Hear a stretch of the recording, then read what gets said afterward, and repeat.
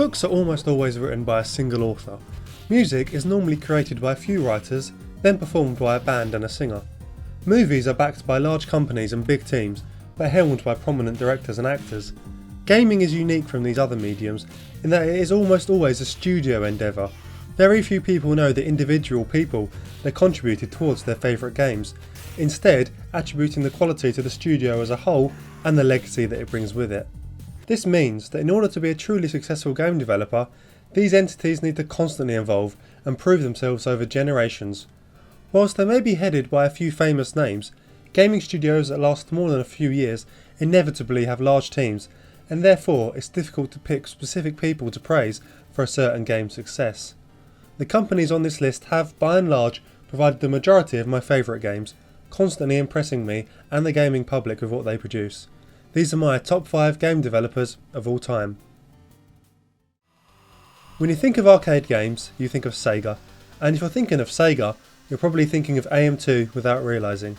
Creators of some of the most classic arcade games of all time, such as Hang On, Daytona USA, Space Harrier, Virtua Fighter and Afterburner, in addition to their impeccable arcade heritage, they have created some iconic console games, including Fighters Mega Mix on the Saturn and Shenmue on the Dreamcast, one of the most acclaimed games of all time. AM2 is one of the reasons I love classic Sega. The games just have this carefree feel you don't get nowadays. They exist purely to have fun, without trying to push a narrative or hold the player's hand. It's pure arcade action at its finest. It's true of their later games, such as Shenmue, they went against this, but they proved that they could enter the complete opposite end of the medium and still shine.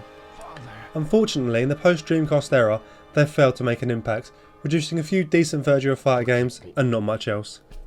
I picked AM2 over Sega as a whole because of the way Sega was set up back in the day. Each division acted as if it was its own independent studio, with independent structures and directions. This may have been one of the reasons Sega's finances were in such dire conditions, but at least we got some great stuff to play out of it. Paradox are perhaps the masters of grand strategy. For a history nerd such as me, the combination of my two favourite interests is just perfection, and I've sunk almost uncountable hours into the games they produce. The games they make are admittedly not for everyone, basically being played out on large maps. In most of them, you control a single nation or dynasty, leading your state throughout history, taking over other countries through diplomacy, war, and even marriage. They can seem almost insurmountable to newbies, as they feature plenty of micromanagement and occasionally an awkward interface, but for those that persevere, you get a strategy experience unlike any other. For any armchair generals out there, Paradox is a studio for you. Rare were one of the best developers of the 90s, and one of the best British developers of all time. In recent times, they've been a bit lax, however the upcoming release of Sea of Thieves may hopefully change that. As a kid, I put a lot of hours into my SNES, with Donkey Kong Country and Killer Instinct being two of my favourites. As I grew older, Rare constantly provided excellent products, with the N64 being a goldmine, featuring the likes of GoldenEye, Banjo-Kazooie and more. Rare are a bit different from the others on this list, because they've been through a lot of change.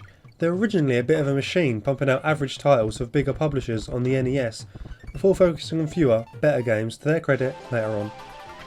It's a shame what happened to them once they moved to Microsoft, with one of their first games with them, Grabbed by the Ghoulies, being a bit naff.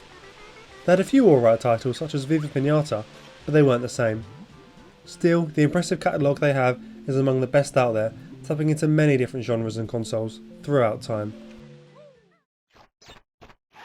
It's tough enough to produce iconic games in one generation, but to constantly produce some of the best games for 4 generations straight is an incredibly difficult task. Naughty Dog have managed this with honour, introducing several franchises into the world that have become far bigger than the CDs they came on.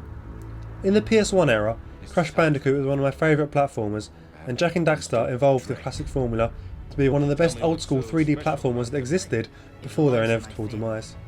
Uncharted reinvented the action-adventure genre, providing gorgeous graphics and well planned out action sequences, along with genuinely well written and likeable characters that made a break from the generic rough brooding commando modern gaming has become associated with. They then broke new ground in cinematic storytelling with The Last of Us, but who knows what their future will hold.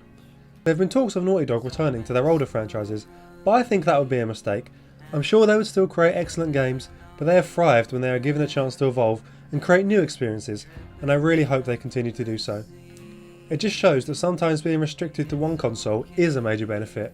It seems easier for them to create these type of titles when they can just focus on a single ecosystem, and it has drawn great benefits.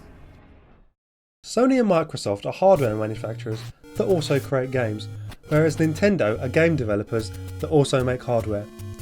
Whilst this key difference has meant their relationship with third-party developers and publishers in previous years has suffered greatly, their own output has been uncomparable. Nintendo have produced some of the best games for every generation of gaming since gaming was a thing, even producing such iconic titles like Donkey Kong before they even had a console of their own. After this, they have constantly produced classics: Super Mario Bros., Super Metroid, Ocarina of Time, WarioWare, Pikmin, Animal Crossing, to name just a few. The list goes on, and each of these games could easily be candidates for some of the best of all time. I really hope that Nintendo gets to keep making the games they want to make. The benefit of being inside their own ecosystem is that they can craft the experiences they specifically want to make, and this is what has kept the games so good. For me and many other people, Nintendo are the best developer of all time. Was I right or wrong with this list? What would your picks be? I aim to keep bringing you these lists and more content, so please give me a like and subscribe to get notified of these videos whenever they come out. Goodbye!